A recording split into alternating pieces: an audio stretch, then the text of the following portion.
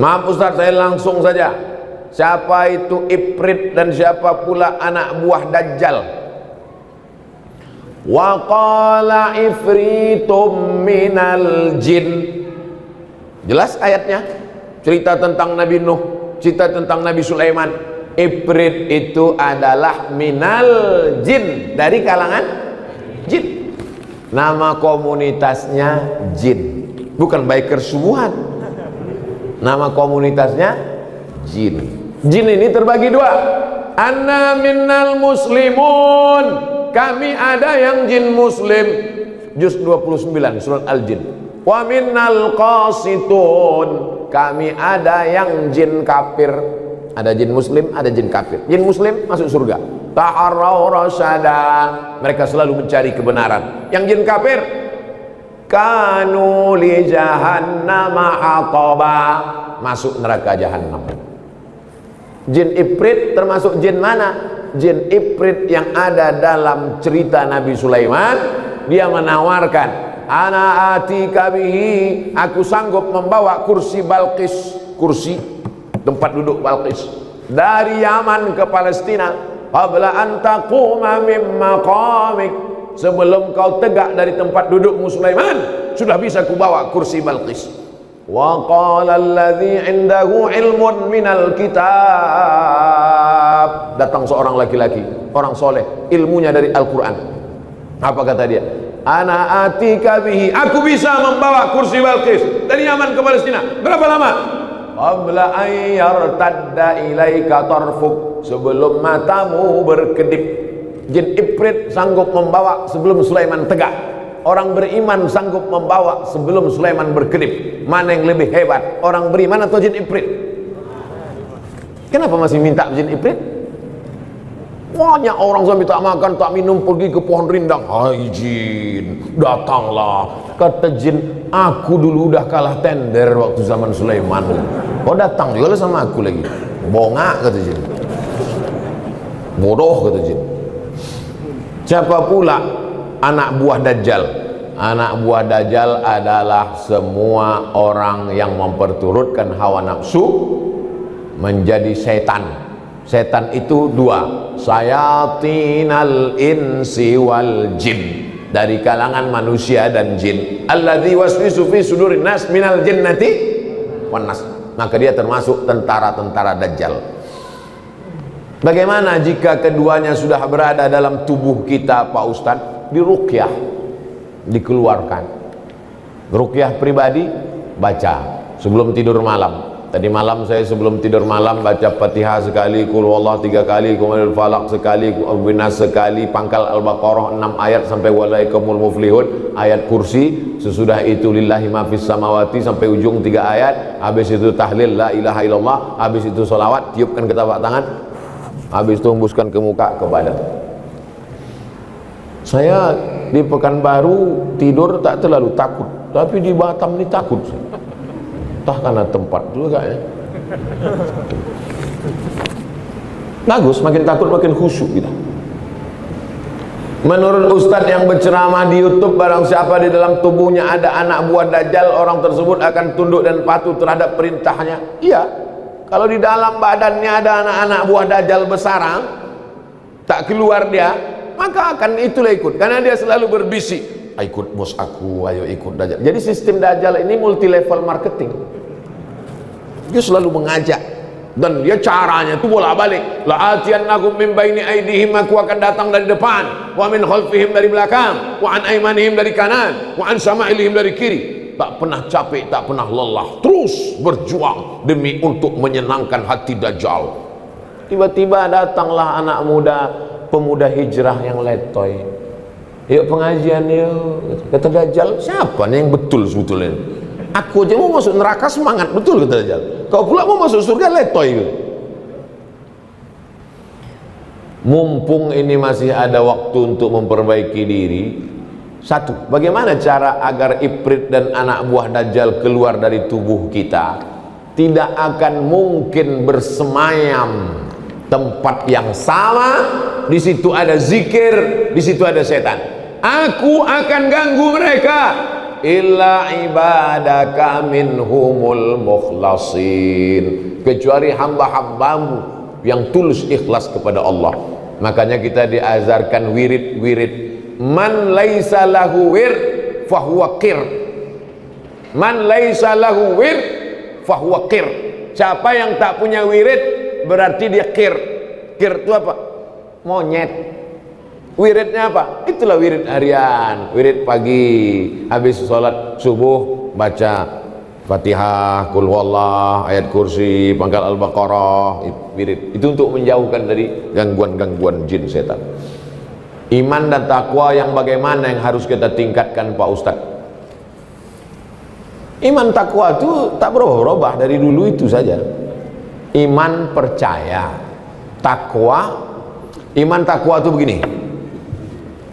Datanglah kawan ngasih tahu, bro, ada razia di sana, ada razia di sana, razia Polsek, Polres, Polresta Barelang, ada razia. Percaya bahwa di sana ada razia, itu namanya iman. Percaya bahwa di sana ada razia, iman. Karena kau percaya bahwa ada razia, lalu kau buka dompetmu, kau mau melihat ada tak SIM dan STNK, sudah bayar pajak, lalu kemudian pakai helmnya bunyi klik, habis itu naik.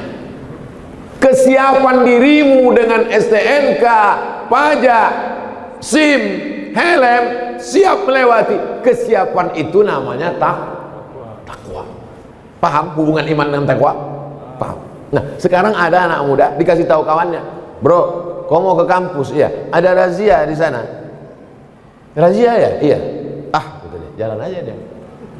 Itu namanya orang beriman tapi tak bertakwa. Percaya kau ada Allah? Percaya. Percaya kau ada malaikat? Percaya. Percaya kau bahwa nanti hari kiamat? Percaya. Percaya kau bahwa ada hisab bangkit di kubur? Percaya. Percaya kau bahwa ada surga neraka? Percaya. Apa yang kau siapkan? Tengok nanti aja lah. Itu namanya beriman tapi tak bertakwa. Makanya bunyi ayatnya 3. Ya ayyuhalladzina amanu. Setelah beriman, ittaqullah. Takwa. Beriman dulu baru bertakwa. Percaya dulu ada razia, baru siapkan. Jadi kalau tak ada razia tak siap lah Pak Ustaz. Kalau tak ada razia orang tak siap. Itulah pentingnya percaya. Setelah percaya barulah datang takut. Nah, begitu saya menjelaskan ilustrasinya sesimpel. Bisa saya menjelaskan takwa menurut etimologi, takwa menurut terminologi, tapi itu nanti 2 SKS di kampus. Cuma di kampus, walaupun udah keluar dari kampus. Apa yang membuat faktor apa yang membuat penyebaran Islam itu cepat di Nusantara? Tradisi orang Melayu kalau membuka hutan, mau bertanam padi, mau bercocok tanam, itu hutan itu disemah dulu. Orang Riau tahu disemah. Disadakan sajen sesembahan untuk jembalang tanah hantu-hantu penjaga hutan. Hai hantu segala hantu, tolong nanti angin nih jangan kencang supaya apinya yang terbakar ke sana. Tolong nanti maka dipotongkanlah di situ kepala kambing, dipotong kambing lalu digali tanah, dimasukkanlah kepala kambing. Jadi kalau ulama itu dulu datang membawa parang panjang lalu mengatakan ini syirik, ini adalah haram, mungkin hari ini orang Riau tidak menyembah Allah tapi masih menyembah hantu, karena dai-dai itu akan mati. Lalu bagaimana metode yang dipakai ulama dulu? Datanglah ulama ke Siak, lalu melihat orang Melayu masih memotong kepala kambing masuk ke dalam, ditanya, apa yang kau masukkan ke dalam tanah itu? Kata orang Melayu, aku memasukkan kepala kambing. Oh, masukkan aja darahnya ke dalam. Terus kepala kambingnya tuh, kepala kambing kasih ke aku. Itulah asal muasal kepala kambing dikasih ke ustadz kalau kenduri. Maka kalau antum kenduri, acara akikah, acara walimah di Riau ini, ustadz pasti dikasih kepala kambing. Kenapa kepala kambing itu berpindah dari dalam tanah naik ke piring ke depan ustadz? Karena ustadz dapat menjamin bahwa hantu ini cukup dikasih darah saja, tanpa harus membawa pedang mengatakan perbuatan ini syirik, ini adalah sesat, neraka jahanam, kau berarti enggak, dengan cara yang lembut. Maka apa kata Allah dalam Al-Quran? Walau kunta fazzan ghalizal qalbi, kalau kau dengan cara yang kasar, lam faddu min haulik, pastilah mereka akan meninggalkanmu. Wa qula lahu qawlan layyina, ucapkanlah kata-kata yang lembut, la'allahu yatadzakkara aw yakhsha, mudah-mudahan mereka menjadi ingat Allah dan takut kepada Allah. Itu salah satu sampel contoh di Sumatera. Bagaimana dengan di Jawa? Sunan Kudus tahu bahwa di Kudus ini orang Hindu banyak, maka dia buat menara masjidnya itu candi. Saya sampai ke Menara Kudus, saya tengok memang betul candi. Supaya apa? Supaya orang Hindu tidak merasa asing dengan bangunan itu. Akhirnya mereka datang, familiar. Mereka lihat, oh ini biasa, tempat ibadah kami pun begini. Mereka mulai intip-intip ke dalam. Mereka lihat di dalam. Mereka biasanya pakai gending, pakai gamelan. Ternyata di dalam ada juga wayangnya, dikemas cerita-cerita Nabi dan sahabat dalam bentuk wayang kulit, lalu kemudian dipukulkan gending. Maka kita mengenal ada istilah sekaten. Sekaten diambil dari syahadatain, asyhadu an la ilaha illallah wa asyhadu anna muhammadan rasulullah. Dia tahu orang Jawa suka menyanyi-nyanyi. Antum kalau di masjid di Pekanbaru itu habis azan tak ada suara, berhenti. Orang sholat qabliyah, habis itu baru iqamat. Tapi kalau antum pergi ke daerah Indragiri Hulu, ke Rokan Hulu, di daerah yang banyak orang Jawa, itu habis azan sholatullah, dapat dipastikan itu orang Jawa. Kenapa? Suka mereka menyanyi-nyanyi. Maka nyanyi-nyanyi itu dirubah, yang sebelumnya syair-syair bahasa Jawa tetap dengan bahasanya, tapi maknanya itulah yang mempercepat proses Islam yang pertama, dengan cara kelembutan dan local wisdom, kebijaksanaan lokal. Yang kedua, langsung pucuk kekuasaannya itu mereka genggam. Jadi kalau di Pulau Sumatera langsung sultannya itu. Maka dalam teori sosiolog Abdurrahman Ibnu Khaldun, ar-ra'iyah ala dini mulukihim, rakyat mengikut agama raja-rajanya. Kalau sudah raja itu sholat, sampai ke bawah sholat. Kalau sudah raja itu ke masjid, semuanya. Maka hampir semua raja-raja Melayu itu, Raja Minangkabau, Raja Aceh, Islam. Bagaimana dengan di Jawa? Begitu juga Wali Songo menempel ke raja-raja bangsawan-bangsawan Jawa. Maka kita kenallah raja-raja Demak, Masjid Demak, Sultan Demak. Mereka Islam lewat kekuasaan. Besok antum kalau masih kosong pagi, silakan pergi ke pasar bawah, bukan untuk beli karpet sama keramik, singgah ke Masjid Raya Senaplan. Ketika Sultan Siak 1723, 1724, kerajaan Siak Sri Indrapura di Siak. Lalu Sultan menelusuri sungai Siak, dia tengok ada tapak yang bagus untuk buat pemukiman baru. Berhenti dari situ, dibangunlah pasar. Itulah dia namanya Pasar Senapelan. Jangan sebut pasar bawah, aslinya Pasar Senapelan. Yang pasar bawah itu untuk beli kerupuk sama keripik. Lalu kemudian dia bangun masjid. Masjid itu dibangun oleh Sultan Abdul Jalil. Sultan Abdul Jalil membangun. Tak selesai, meninggal Sultan Abdul Jalil. Dilanjutkan oleh anaknya, namanya Sultan Muhammad Ali Abdul Jalil. Sultan Abdul Jalil punya anak perempuan cantik jelita, namanya Tengku Embong. Tengku Embong yang cantik ini dinikahkan dengan seorang ulama yang datang dari Jazirah Arab, namanya Syarif Usman Shahabuddin. Hasil pernikahan Tengku Embong dengan Syarif Usman Shahabuddin, maka sejak itulah Sultan-Sultan Siak itu di awal namanya bergelar Syarif. Sultan Syarif Qasim. 3. Jalan Sultan Syarif Qasim, Universitas Islam Sultan Syarif Qasim, dan airport Sultan Syarif Qasim. Dulu antum kalau datang ke Riau, ladies and gentlemen, kita akan turun ke airport Simpang 3.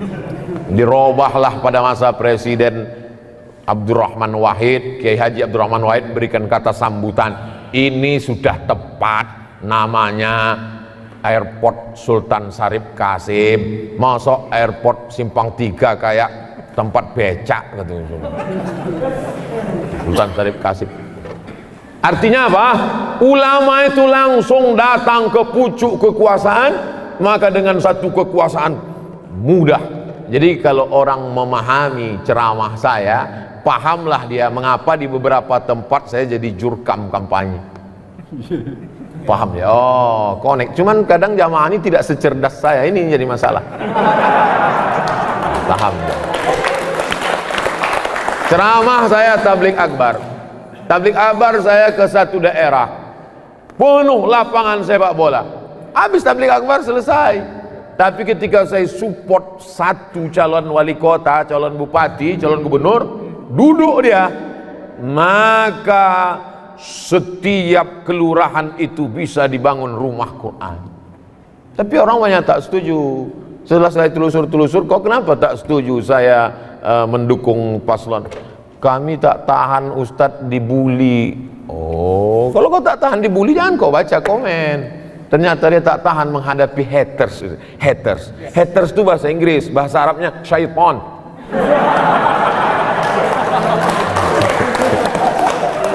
Nah, jadi dakwah saya, ceramah saya di mana-mana itu 3. Perbaikan pendidikan, masukkan anak ke pondok pesantren, tahfiz Quran, yang punya tanah wakafkan tanah. Kedua, perbaikan ekonomi, gerakan belanja ke warung tetangga.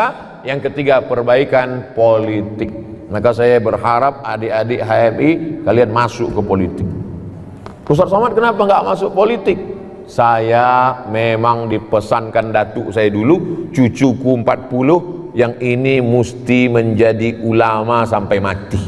Nah, jadi itu memang udah janji. Jadi saya ini bukan artis yang gagal casting lalu jadi ustadz. Nah, bukan. Saya memang dari kecil memang sudah disetting jadi ustadz. Nah itu. Ini pernyataan ini saya ulang-ulang supaya calon-calon ini tidak terlalu khawatir dengan saya sehingga memusuhi saya. Takut banyak calon gubernur takut, calon presiden takut. Kalian tak perlu takut. Aku tak akan mencalonkan diri. Tapi calonku bisa jadi maju dari HMI kan? Nah, itu kan. Itu dari Medan. Faktor mempercepat 2, ulamanya santun dan lembut melalui budaya. Yang kedua adalah dengan kekuasaan. Yang kedua dari Aceh Langsa, bagaimana mempercepat perubahan ini Pak Ustadz? Personal ini mesti dengan kaderisasi yang luar biasa. Alhamdulillah masih ada adinda kita yang setia mengkader, dimanapun diundang beliau mau datang. Nah maka kalau selama ini pengkaderannya biasa, buat pengkaderan yang luar biasa. Jadi kalau selama ini kader-kader ini diingatkan jam 1 malam, biasanya kader malam, mari kita ingat kita akan mati, mari robah, galikan liang lahat, kuburkan dia. Digulung dia pakai kain kapan itu, masukkan ke dalam. Luar biasa, dididik dia militan, biar dia melihat hidup ini macam sebelah sayap nyamuk, sehingga hidup ini dilihatnya tidak la taj'alid dunya akbar hammina wala mablagha ilmina. Jangan kau jadikan dunia ini sebagai obsesi tertinggi kami dan menjadi harga terhadap ilmu dan idealisme kami. Kehidupan yang sesungguhnya bukan di Kairo. Kehidupan kami yang sesungguhnya bukan waktu jadi mahasiswa di Kairo. Waktu di Kairo bukan main lagi idealisme luar biasa. Yang sesungguhnya the real kehidupan yang nyata adalah ketika pulang ke bumi lancang kuning, ketika pulang ke negara kesatuan Republik Indonesia. Nah jadi adik-adik kita ini memang betul-betul dididik. Dulu saya mengusulkan supaya kampus-kampus universitas jangan lagi kalian buat KKN 2 bulan. Kalau mau buat KKN itu setahun, kirim ke suku Talang Mama di pedalaman sana. Setahun. Sehingga kalau dia fakultas pertanian, betul-betul dia bertani di dalam setahun. Nampak betul semangka itu sebesar apa bisa kau tanam. Kalau dia jurusan peternakan, betul-betul beternak dia di suku pedalaman sana, memang betul-betul selama kau beternak setahun berapa kali kambing itu berhasil, berapa kali sapi. Kalau dia jurusan perikanan, betul-betul dia bisa membuat karamba ikan di dalam. Kalau dia jurusan teknik, bisa tak dia menaikkan air sungai ini ke atas supaya orang-orang tua tidak lagi turun ke bawah untuk berwudu di tengah malam. Jangan lagi KKN 2 bulan, pergi tinggal rumah kepala desa, sore main poli, pulang bebini. Apalah kerja kalian? Jadi buatlah pengkaderan yang luar biasa.